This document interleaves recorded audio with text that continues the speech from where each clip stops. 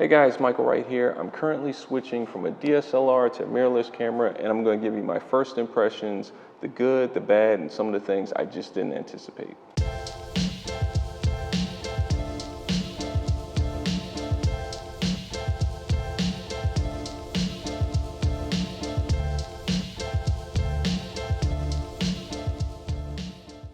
Hi guys, today I want to talk to you about my journey switching from a... So let's talk about the good. Autofocus. That's the main reason why you would want to switch to mirrorless. The autofocus on these systems is a lot better in good light.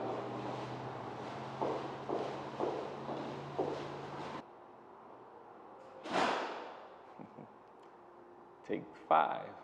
In addition, the autofocus points go all the way to the edge of the frame, which allow for better composition. In addition, the live view screen, I just have to move, it's too loud. I'm on a corporate shoot. I got a little downtime in between the early session and the lunch session, and I'm a hustler. So I'm out here doing YouTube videos on my time off, but it's a little loud, so I'm gonna have to switch to a different location so you don't hear a lot of clicking and clattering and doors slamming and everything else.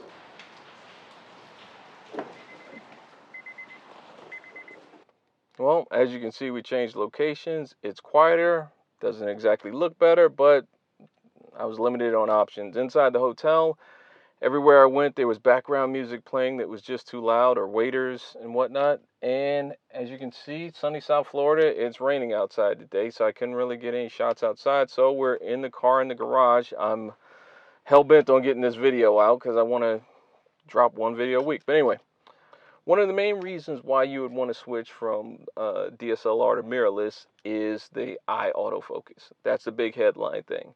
And everywhere you look, everyone just says wonderful things about it. And in actuality, it is really good. There are photos that I've gotten with this camera that I wouldn't have even attempted with my DSLR. I've got tack sharp photos of my kids as they're running around. And it wasn't even a scenario where, I was really trying to track them, looking through the viewfinder. It was one of those where I just kind of was holding the camera out like you would a cell phone, and wherever they go, and just holding that eye autofocus button down, and it works a majority of the time. Another thing that's really good is the fact that the focus points go side to side, edge to edge, and it really helps in the composition. There's times where I'm looking at the back of the viewfinder and I'm just moving it around to where I want the composition to be, and I don't even have to think about, well, am I going to have to put my focus point there and recompose and all this other stuff. It's just so freeing to be able to compose the way that you want to without having to worry about focus points. Speaking of composing, I feel like my composition's gotten better with this because I'm using live view all the time. And once again, I was always a guy that looks through the back of the viewfinder, elbows in tight as I move around and focus and whatnot. But with this, you can kind of hold it out in front of you. And if you want to try a different or unique angle, you don't have to bend over, you don't have to hunch over, just lower the camera, raise the camera, hold it above, whatever. With the live view, it's good. And I was one of these guys where it would drive me nuts when I would watch videos and guys would just be kind of looking at the back of the camera, holding it one hand, whatever. But with the eye autofocus, the focus points going edge to edge, and the live view, I get it now. I'm still not going to be that guy unless I'm photographing my kids and I'm trying to, sort of spray and pray. But with this, it's not really even spray and pray. Like, most of the time, you'll get a shot that's in focus. The composition may not be as great, but you'll have more to choose from. One other benefit about this camera is the weight. If you've just got a prime on here and you're a 35, 85 type guy, and you shoot photojournalistically and you're not having a flash on top of the camera or any triggers or whatever, this is extremely light in terms of setup. Like, you can wave this around, you can shoot, and it really feels well balanced and comfortable with a small lens of this size on here, which brings me to the next point. Zeiss glass. I really am a big fan of Zeiss. I tried to get some of their lenses when I was using my Nikon DSLR, but using a 135 millimeter manual focus, or even in some cases I was using their 100 millimeter macro lens, It was really hard to get shots in focus. And the fact that I've got an autofocus Zeiss lens, I'm thrilled about. You know, I know that it's not a lens for everybody, but I really like the look of the Zeiss glass. However, I don't want to be one of those YouTubers that just comes on and says, oh, this is great, this is fantastic, you should go out and buy this, click the link below, blah, blah, blah. Just, you know, that tells you all the good stuff. I know personally, I like hearing some of the negatives so that, you know, going into purchasing something, I can decide if that's a deal breaker for me or not. So let's talk about some of the cons in terms of this camera.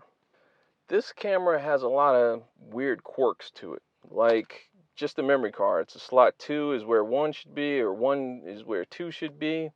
The battery feels like it goes in backwards. Like, to me, the round side should be on this side, and the flat side should be on the other side, but it feels weird putting it in that way. And it's not just because, you know, you're coming from Nikon, but I'll get to the other thing in a minute, which is the ergonomics. The ergonomics on this camera are horrible. I don't know who designed it or who thought it would be a good idea to have this design, but um, really, I can make a whole video about how bad the ergonomics are on this camera, but the short version is that the area for you to put your palm just isn't that large compared to the size of your hand. And, you know, I have a female assistant and she's got smaller hands than I do, and she says, you know, it feels good in her hands, but for me, where I need to put my fingers at to reach the trigger, the shutter button, leaves too much of my palm back here, so I can't really grip the camera.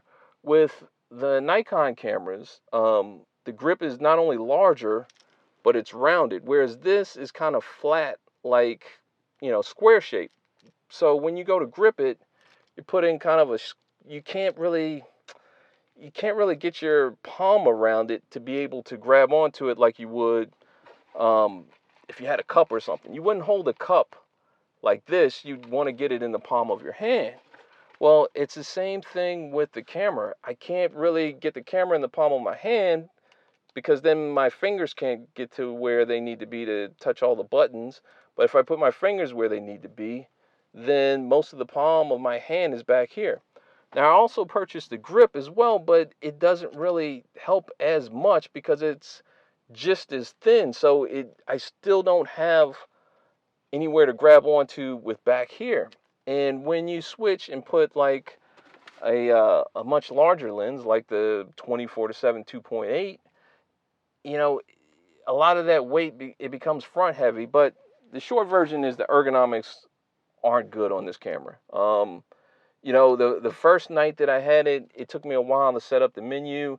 And as I was just holding it, adjusting all the buttons, trying to get my settings the way I wanted to, after about 45 minutes or so, setting up everything and watching online tutorials, my hand was hurting. And I mean, it felt worse than if I had shot a 12-hour wedding or whatever. And it was just from the fact that you have all of this weight just on your fingers and you're holding the camera in an unnatural way. This camera really makes you kind of rethink the way that you shoot. It feels like you need to kind of hold the lens more, and maybe you're just using, you know, your fingers on the trigger button, but you don't really want to put all the weight into your right hand like you would with a normal DSLR. One other thing to think about, the fact that there's no mirror in here. When you change lenses, the sensor is exposed, and so you have to be really careful swapping lenses because dust can get on your sensor, and then in your next shot, there's a giant dust blob. You know, I keep a little rocket blower with me so that I can blow off the lens or blow the dirt off the sensor if I need to, but it's not a terrible thing, but the dust blobs are a lot more noticeable, especially since you're shooting in live view most of the time. You see it a lot more, but it's something to be concerned about if you're a person that, you know, does event work and you're going to be swapping lenses all the time, going back between primes and zooms and whatever else. Okay, speaking about changing lenses, this 24-70 here, you know, this is one of their top of line lenses. It's got a G on it. You know, it feels cheap to me compared to the Nikon. Like, I don't know what it is about the plastic or metal, but it just doesn't feel confidence inspiring. One of the other things was that the zoom ring itself takes a lot more pressure to turn than on my Nikon, which I was shooting a reception with it, and normally when I see a shot, I just zoom in and take the shot with my Nikon. But with this, you can't really zoom as fast.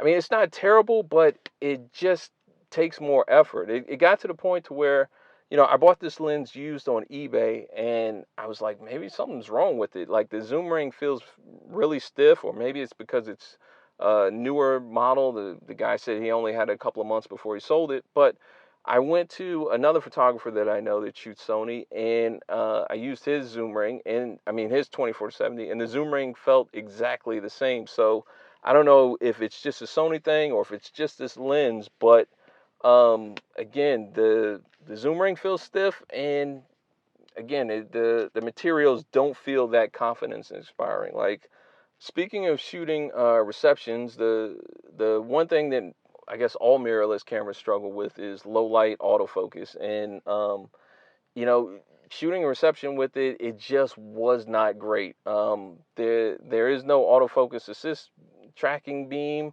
You don't get the red focus dots or the red stripe or whatever, and that can be a problem. The other photographer that I talked with says he has a little mini video light that he uses to help focus assist in those situations, and that's just, it's not going to be a deal breaker, but that's something that I'm going to have to get used to in terms of shooting weddings, bar mitzvahs, corporate events, in these dark lighting scenarios. It's just, it's not ideal. Like, you're switching over to make your life easier in a lot of cases, and that's just something that's going to make your life a little bit more difficult until there becomes a full-time solution for this. But is a workaround, but just in receptions, it was not great.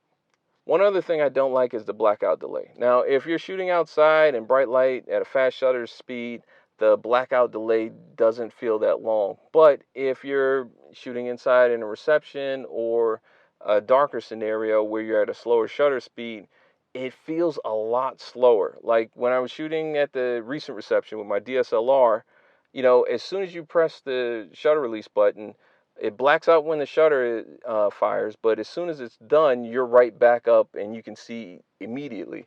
With this, it feels like there's like a 1 Mississippi or 2 Mississippi or whatever. It just feels slower. And it may be a mental thing, maybe it's just something that I got to get used to. But you got to figure with this, when the shutter opens and closes, as soon as it's done, the live view has to kind of reacquire, I guess, what's going on out there. And if it's dark, then that takes a little bit longer, and it kind of slows down the autofocus performance. But let's talk about the thing that I didn't expect. Okay, so the weird thing is, I really enjoy shooting with this camera, but I get this feeling of disconnection from my subject. And let me explain. So normally you're looking through the viewfinder, and as you're shooting, you see everything that's going on. But with this, most of the time you're shooting using the LCD screen on the back. And when you're photographing a person, you're not really looking at them. Instead of me looking at the through the viewfinder like this, and I'm taking your picture, I can look over and say, do this, do that, blah, blah, blah, and I'm still looking at you. Whereas when I'm looking at the LCD, it's kind of like I'm on my phone and I'm not paying attention to you. And I'm just like, yeah, do this, do that. I'm not really looking at you. I'm not really making eye contact with you. I'm looking at a screen, and I don't like that feeling. It feels like the subject doesn't really have my attention. It feels like I'm not really paying attention to them. Now, on their end, I don't know. Maybe it's like someone taking a cell phone photo of them, so it doesn't feel any different to them. But for me, it feels a lot different. And I don't like that feeling of disconnection. And maybe it'll go away with time. So those are my first impressions about switching to mirrorless, some of the weird quirks about the Sony system. If you have any questions, leave them below. What would you like me to cover in an upcoming video? What are some of your concerns about switching to mirrorless or switching to Sony in particular? You know, I really want to grow this channel. I really want to get it going to where we start doing giveaways behind the scenes and all kinds of other cool stuff that a lot of the YouTubers do. So subscribe and we'll get this thing going. And until then, make sure you wear your seatbelt when you're in the car. Don't text and drive. Peace.